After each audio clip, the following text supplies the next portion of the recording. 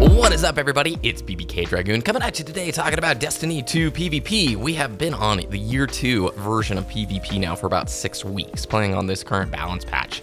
And I really want to get a sense of what you guys think of it so far. Myself, I'll share some opinions. I'm going to intersplice some footage of the Destiny 2 beta from last summer and echo some of those sentiments, compare and contrast to where we are today. First of all, old school Dawnblade from the beta. Look how just short of a distance you could actually do the little air strafe thing. It was a different time. I still loved that super though. Still really have loved that super to this day. Back then, a lot of concerns from the community during the beta over the 4v4 nature of the game and the very slow recharge ability timers. That 4v4 concern would continue to be echoed throughout a lot of the first year of Destiny.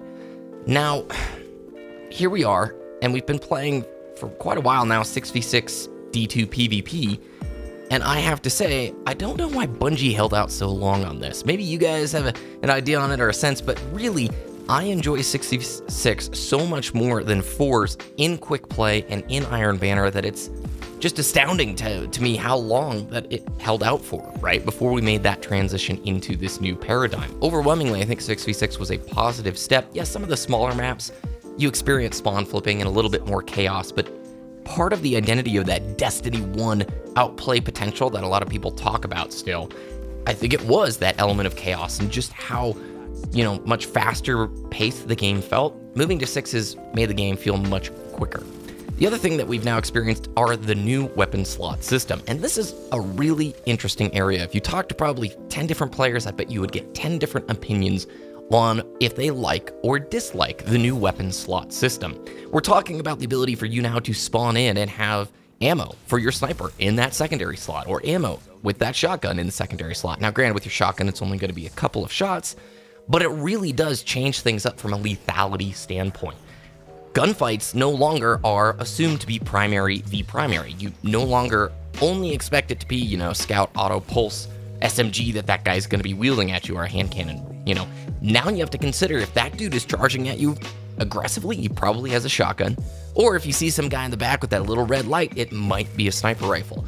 And it has totally impacted, I think, the stability of the sandbox in terms of you can see games flip on a dime at this point. Map control has really transitioned big time because you have the ability to break setups much easier with a shotgun off spawn or a sniper rifle off spawn. And me personally, I am totally conflicted on whether I like this system better than the previous paradigm in which it was all reliant around the power ammo. I'm a biased person. I love the Halo series. If you've been a subscriber for the channel for a long time, you know I covered Halo since Reach, and I loved the dynamic that it is of power weapons spawning on the map. Knowing that the sniper's going to be up 845, and then the rocks, you want to go pick those up with your teammates and control that power weapon. The power ammo system in D2, when it launched, I kind of liked the fact that you knew there was probably only going to be one other dude with a big shotgun out on the map at a time, or some scary fusion rifle or something like that.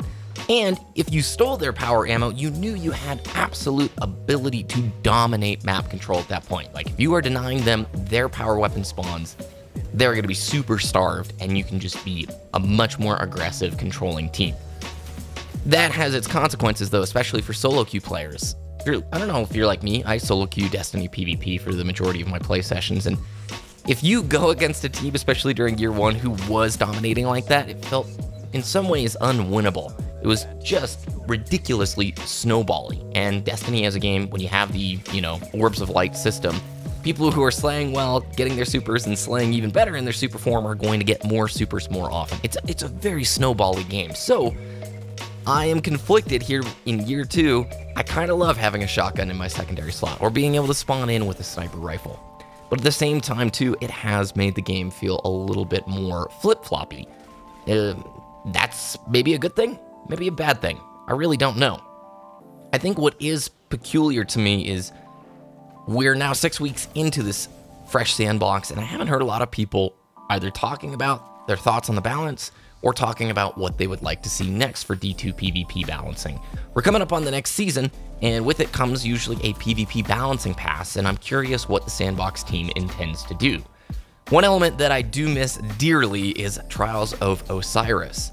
I know Trials was never really dialed for Destiny 2, but to go an entire season without it has felt really odd, absent for whatever reason, and I am very much looking forward to what they bring back this December and seeing how it plays.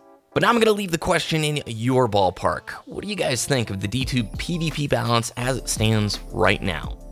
And what would you like to see moving forward? Leave those comments down below. I'm really looking forward to what you guys have to say on this. If you enjoyed the video, please thumbs it up and subscribe for more. Be sure to follow me over on Twitter at BBKDRAGOON. I love interacting with you guys over there. Have a great rest of your day, and I'll check in with you again very soon.